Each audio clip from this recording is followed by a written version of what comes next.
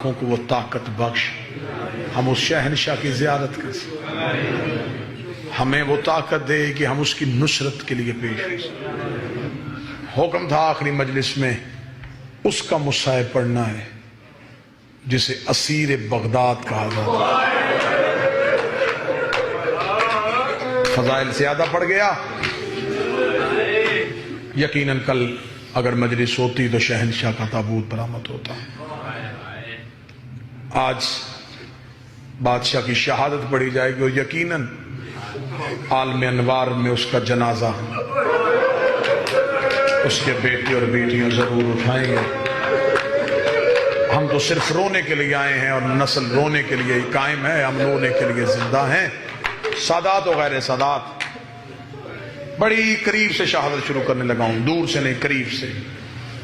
قبر رسول پہ قرآن پڑھ رہا تھا جب ہاتھوں میں رسیاں آ گئی۔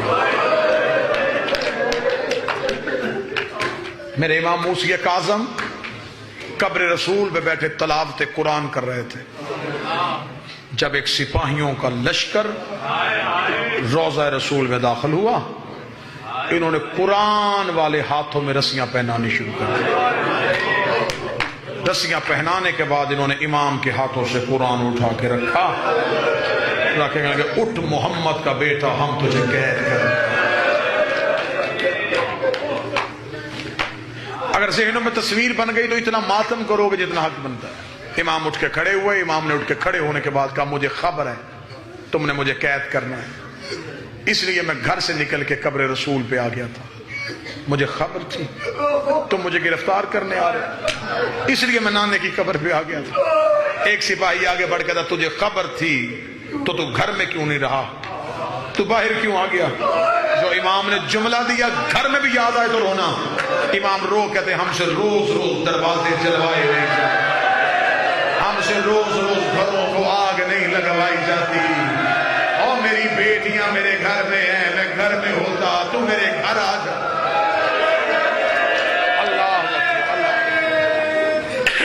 ابھی تو ہم سے ماں کے دروازے کی آگ نہیں بھولی۔ 3 دفعہ آگ لگائی ہے مسلمانوں نے زہرا کے گھر کو، ایک دفعہ سیدہ کے دور میں، ایک دفعہ امام جعفر صادق کے دور میں، اور پھر شام میں غریبہ علی کی بیٹی کے خیمے۔ امام نے فرمایا میں اس لیے آ گیا تھا، ہم سے روز روز گھر جلوائے نہیں جاتا۔ اگلی سطر بھی مصیبت کا پہاڑ ہے اگر تم برداشت کر سکو۔ امام نے فرمایا تم نے مجھے گرفتار کرنا ہے، میں تمہارے ساتھ جانے کے لیے تیار ہوں، اتنی اجازت دو میں گھر جا کے اپنی بیٹیوں سے ملا ہوں۔ اگلی سطر پڑھوں گا تو بے ساختہ ہائے نکلے گی جو مصائب کی سطر ہے۔ ایک کمینہ آگے بڑھ گیا تھا کون ضمانت دیتا ہے کہ تو واپس آ گیا؟ قبر محمد پہ محمد کے بیٹے سے ضمانت مانگی گئی۔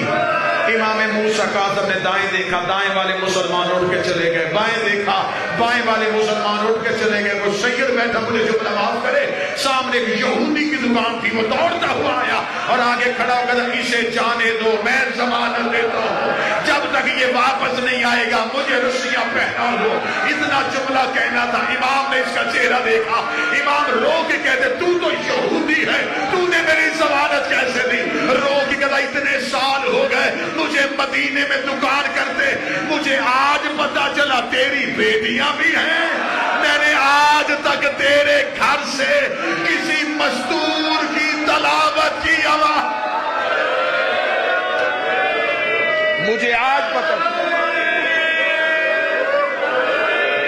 تیری بیٹیاں بھی ہیں۔ امام نے کہا میری ایک نہیں میری 17 بیٹی۔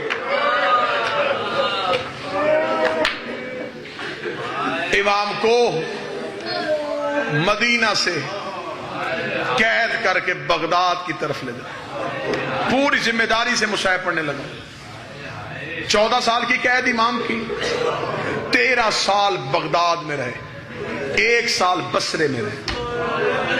یہ امام کو مدینے سے سیدھا بغداد نہیں لے کے گئے، جب مدینے سے نکلے انہوں نے لشکر کو 2 حصوں میں تقسیم کر دیا، آدھا لشکر بغداد کی طرف، آدھا بصرے کی طرف۔ تاکہ لوگوں کو پتہ نہ چلے کہ امام کس کے ساتھ ہے، کہیں رستے میں کوئی آل محمد کے چاہنے والے امام کو آزاد نہ کروا لیں۔ ایک لشکر بغداد کی طرف چل پڑا، آدھا لشکر بصرہ کی طرف چل پڑا۔ امام جس لشکر کے پاس تھے وہ بصرہ کی طرف روانہ ہوا۔ جملہ چھپا بھی نہیں سکتا، چھوڑ بھی نہیں سکتا۔ برداشت کی منت کروں گا، برداشت ضرور کر لینا، پوری ذمہ داری کے ساتھ کہنے لگا ہوں۔ انہوں نے امام کو جب بصرے کی طرف لے کے گئے، یہ گھوڑے پہ بٹھا کے نہیں لے کے گئے، یہ پیدل چلا کے نہیں لے کے گئے۔ غلط پڑھوں نبی کی بیٹی کا مجرم بنوں، کتابیں کہتی ہیں اس نے زہرا کے بیٹے کو اونٹ کی پشت کے ساتھ رسیوں سے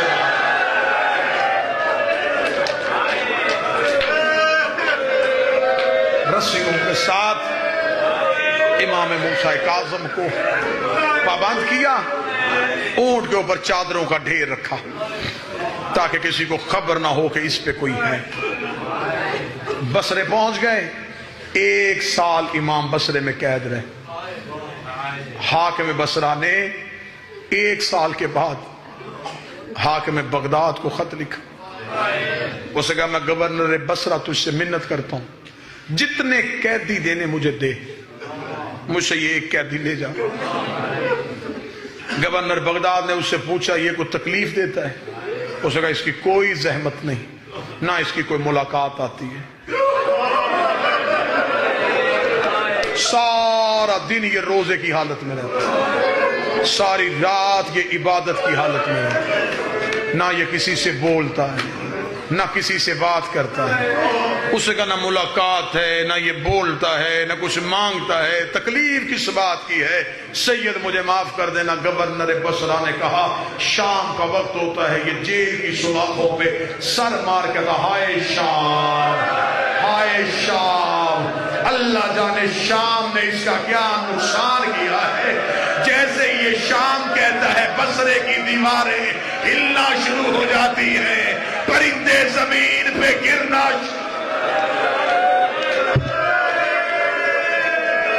اس کی ہائے شام کی صدا آتی ہے، ماؤں کی گود میں بچے بھی رونا شروع کر دیتے۔ اسے لے جا۔ 1 سال کے بعد امام کو بصرہ سے بغداد لایا گیا۔ یہ شہادتیں وہ ہیں جس میں درد کھول کے بیان نہیں کیے جاتے۔ امام کو بغداد لے کے آئے۔ آپ کو ذاکرین سناتے ہیں کہ ایک تنگ طریق قید خانہ تھا، اس میں امام موسیٰ کاظم کو رکھا گیا۔ کاظمی سید کو بیٹھا ہو مجھے جملہ معاف کر دے، امام موسیٰ کاظم کی اولاد بیٹھا ہو مجھے جملہ معاف کر دے، غلط پڑھوں عباس مجھے سزا دے، اس سے بڑی بددعا تو نہیں دے سکتا۔ اتنی بڑی بددعا صرف تیرے آنسو کے لیے دی ہے کہ تو شک نہ کرے اور رو پڑے۔ امام کو قید خانے میں کمرے میں نہیں رکھا گیا، انہوں نے زندان کے اندر ایک کنواں کھودا،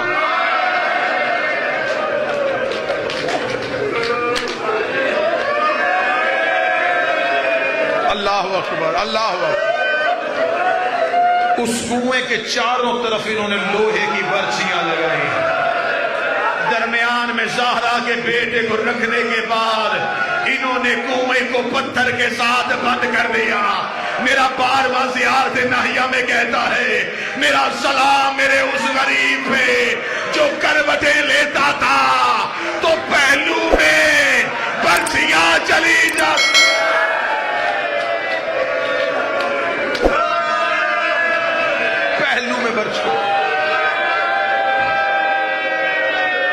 تنگ اتنا تھا کہ ان برچیوں کے درمیان بیٹھا نہیں جا سکتا، چھت اتنی چھوٹی تھی کھڑا نہیں ہوا جا سکتا۔ 14 میں سے 13 سال رکوع کی حالت امام کے بزرگ۔ ان ملعونوں نے یہ بندوبست کیوں کیا؟ یہ طاقت امام سے واقف تھے، یہ معجزات امام سے واقف تھے۔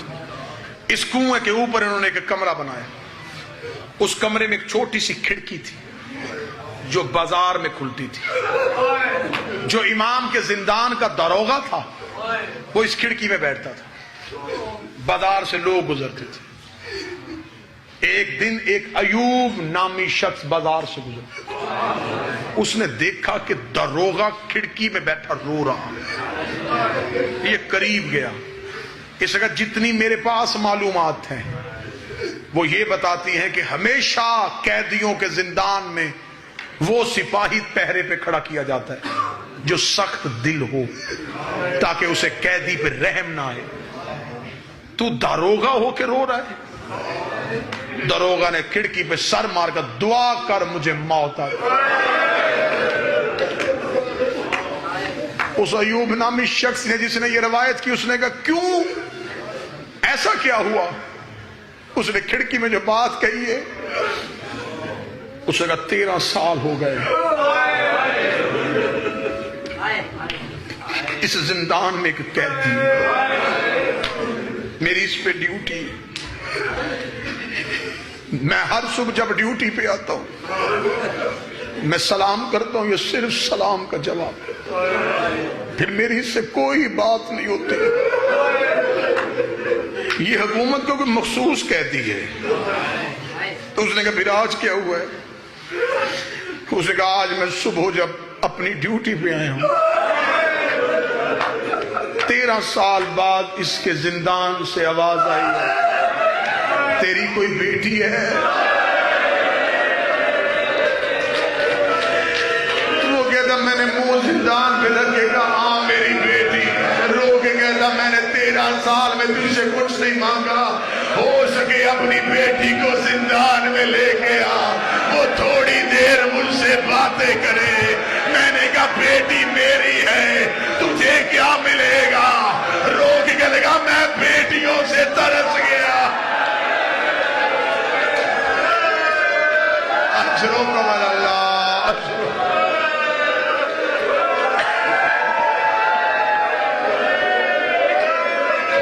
بی بی ماتم قبول کرے، علی کی بیٹی۔ میں ترس گیا،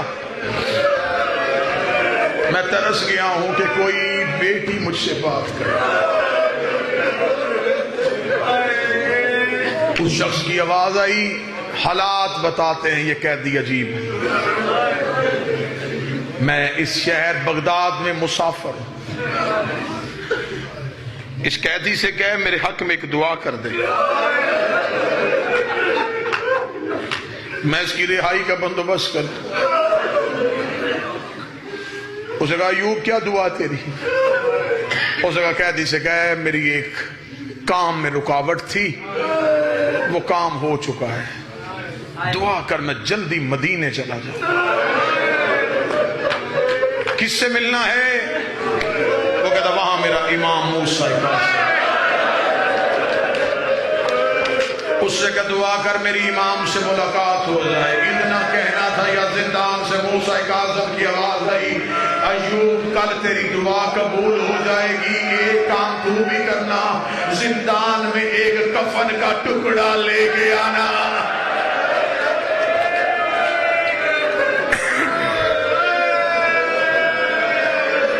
کل کسی لاوارث قیدی کو کفن کی ضرورت ہے۔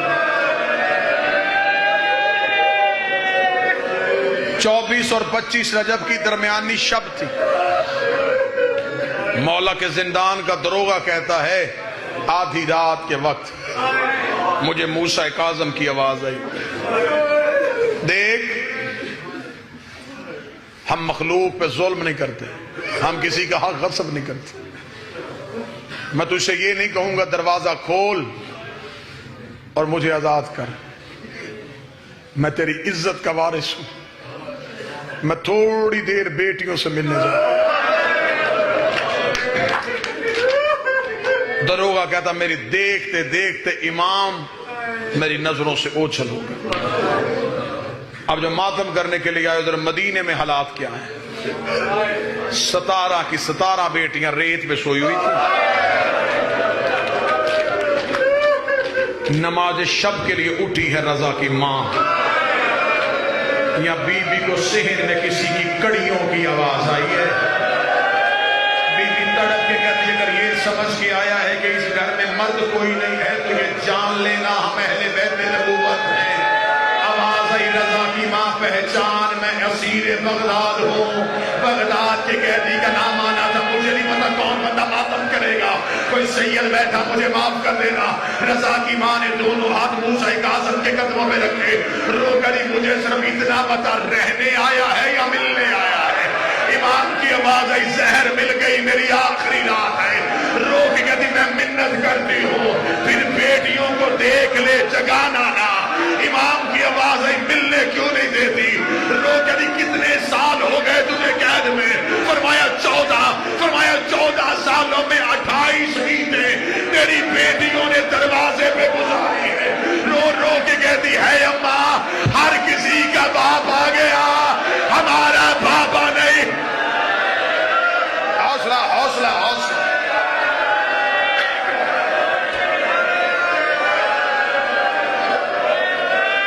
मौला मेरी मिन्नत, बेटियों को देख ले, जगाना ना। अगर मैं जुमला पढ़ सका और तू बर्दाश्त कर सका। इमाम कमरे में दाखिल हुए, 17 की 17 रेत पे सोई हुई थी।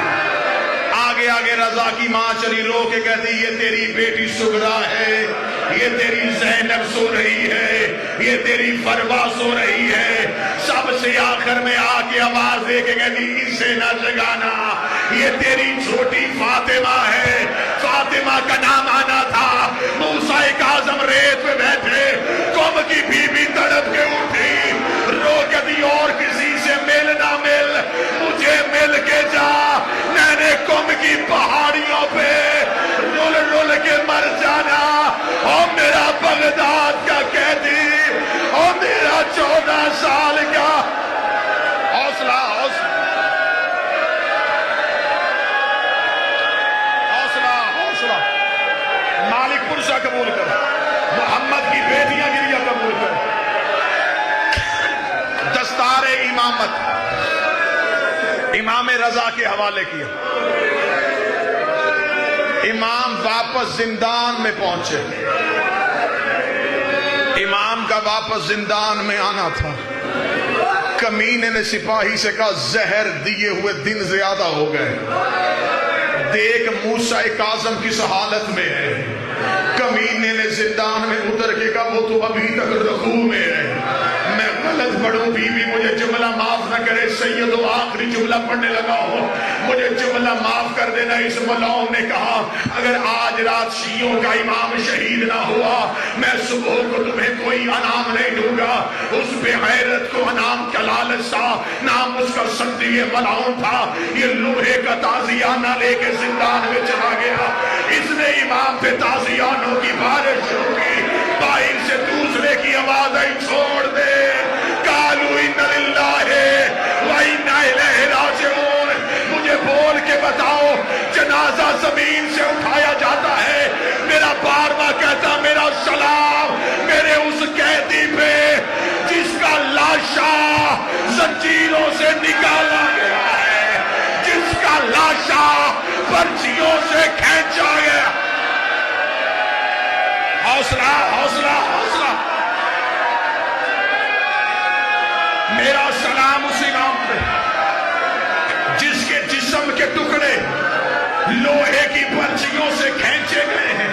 मुझे बताओ जनाजा किस पे रखा जाता है? चारपाई पे, पलंग पे, तख्ते पे। इन मौलानों ने एक चादर बिछाई, उस चादर में मूसा काज़म का जनाजा रखा। ये जनाजा लेके बाजार में आए।